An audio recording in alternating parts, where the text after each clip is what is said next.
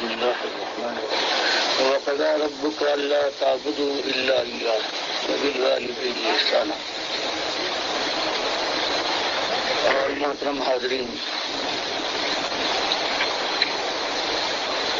10-11 سال ہو گئے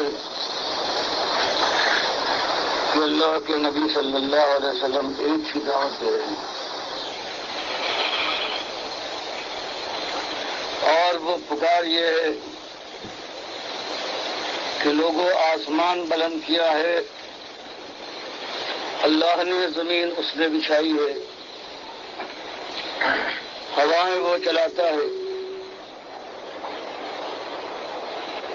ماں کی چھاتیوں سے دودھ اس نے پلوایا تھا، عقل و خرد اس نے دی ہے،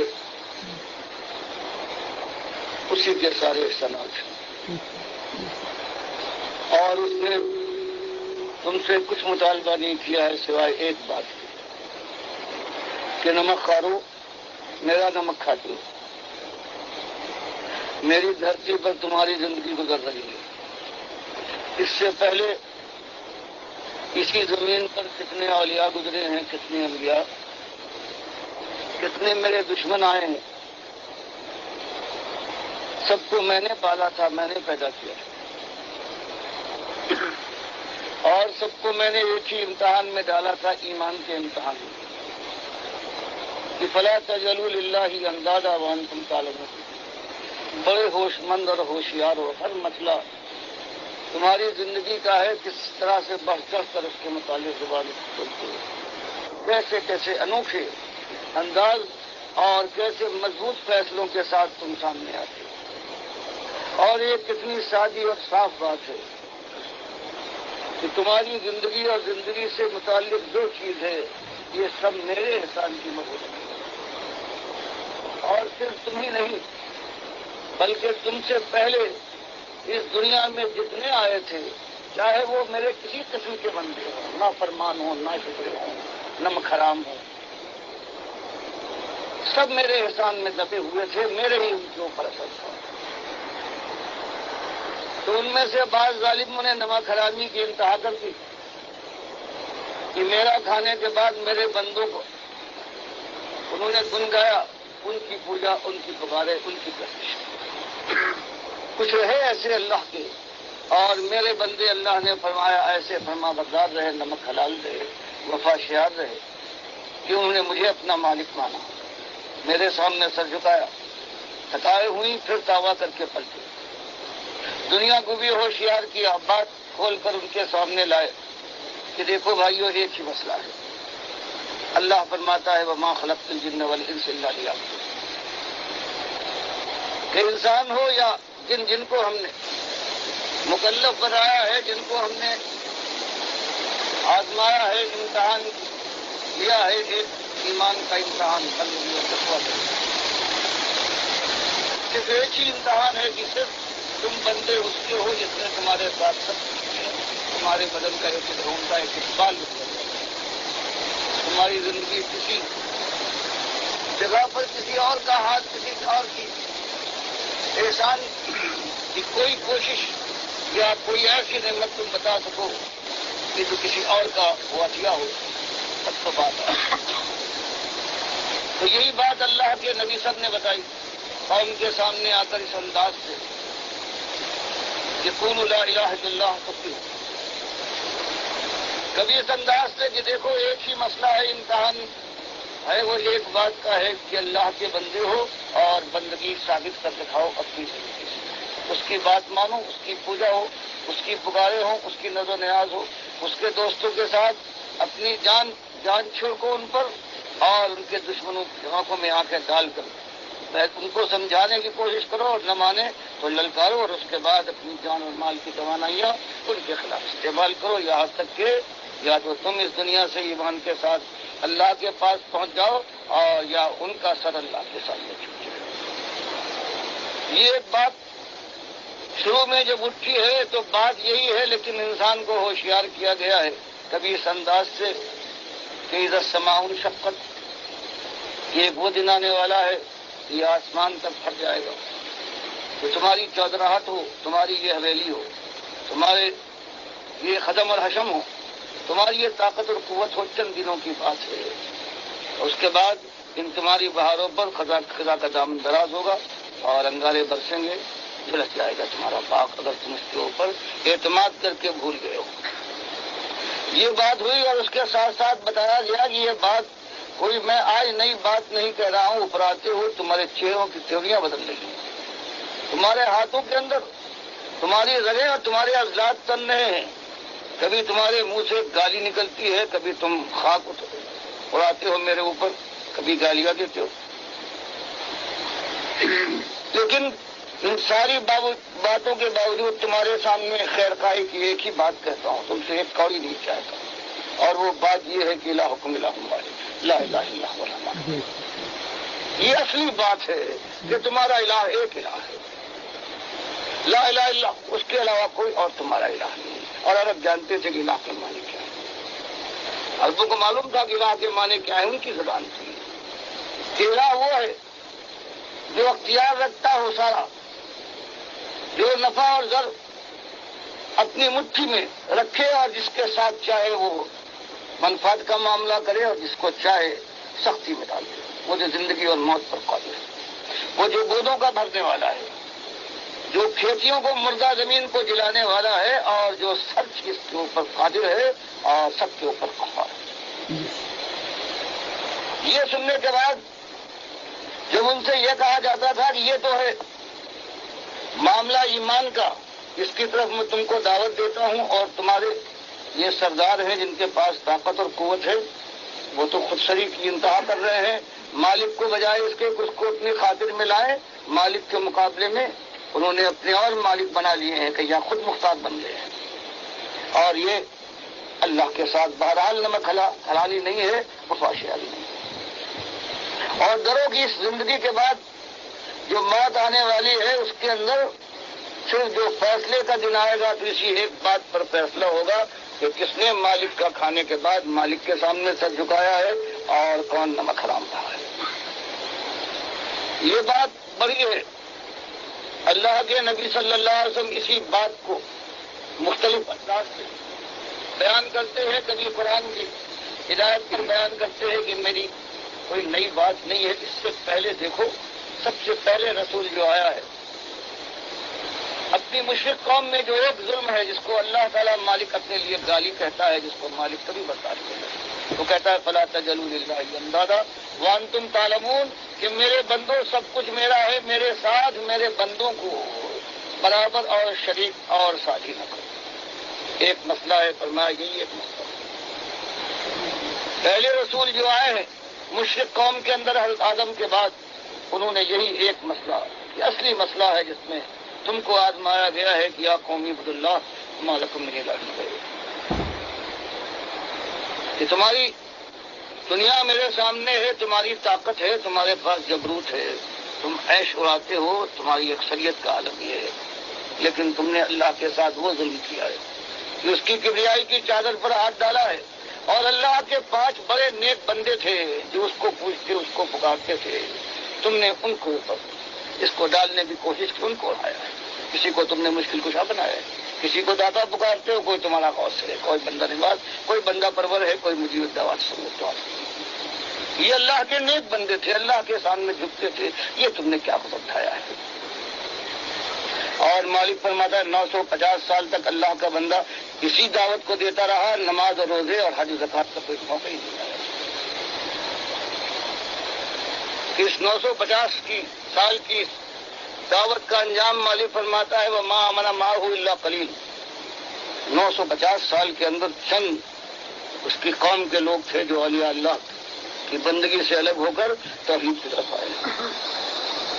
آخرکار اس نے دعا کی کہ مالک انی مغلوب فانتصر، مالک میں نے اپنی سی کر دیکھی ہے، سب کچھ میں نے کیا. قوم کو حادثہ سمجھایا، اندھیرے اجالے میں، آواز کے ساتھ، رازداری کے ساتھ، ہر انداز سے میں نے سمجھایا ہے.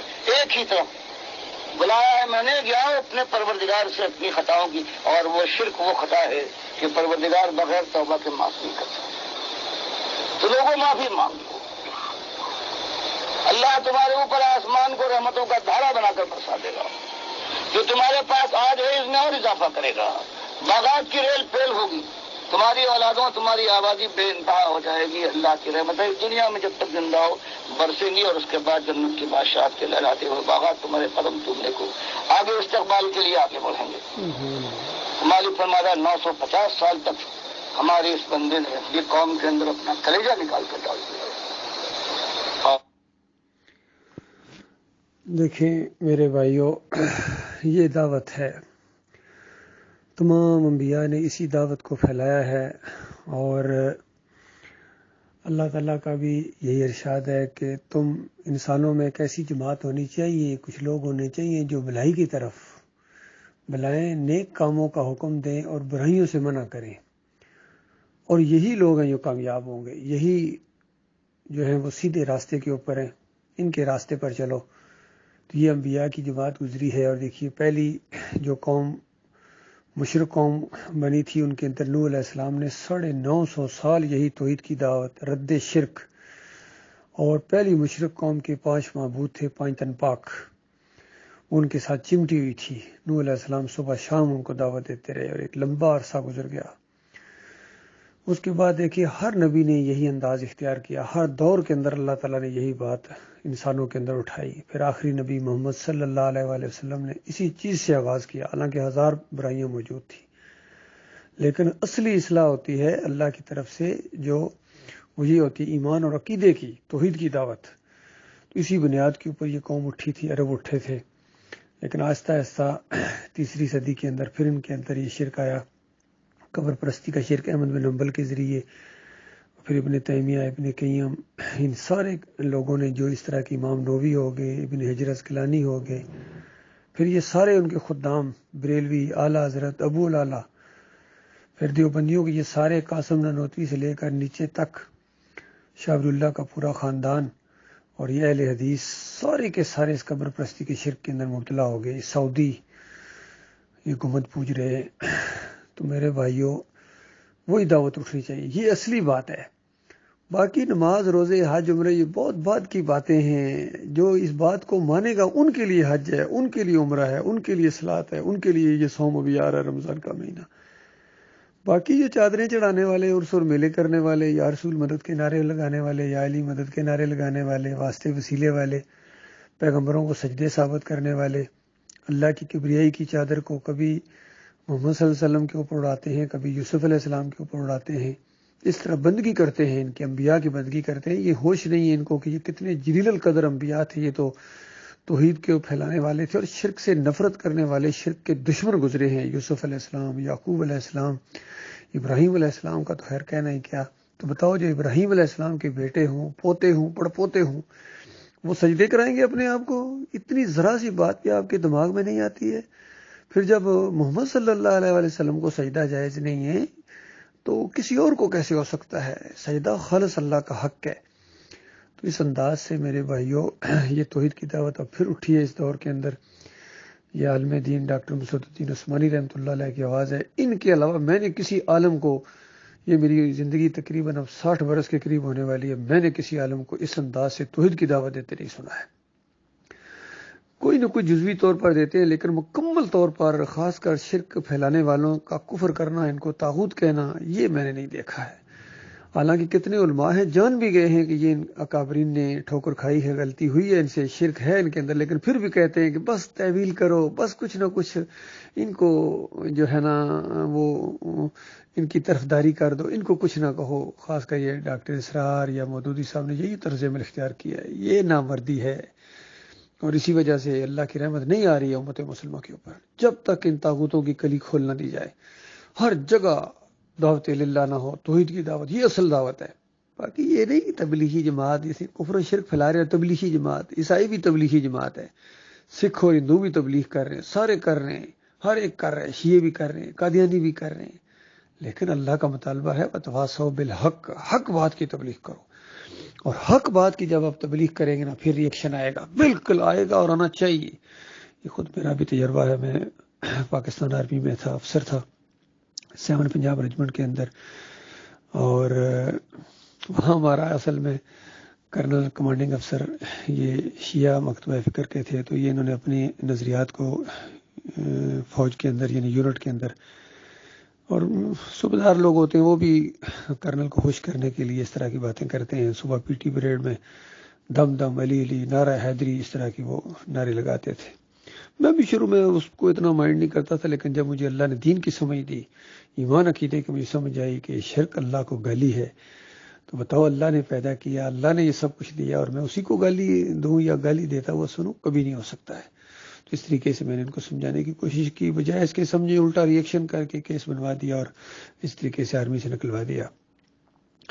تو لیکن اس سے بات نہیں بنے گی. بات یہ ہے کہ مرنا ہے ایک دن، مرنے کے بعد اللہ کے سامنے جانا ہے، عدالت وہاں لگے گی، وہاں پتہ چلے گا کون جیتا کون ہار گیا. تو اس کے بعد اپنے علاقے گجر خان چکری وکیلا میں توحید کی دعوت، یہی ہم نے دعوت اٹھائی الحمدللہ. تو بڑی مخالفت ہوئی شدت کے ساتھ، اپنوں نے بھی اور بیگانوں نے بھی مخالفت کی، سوائے چند ایک لوگ کے کوئی اس دعوت کی طرف نہیں آ رہا ہے.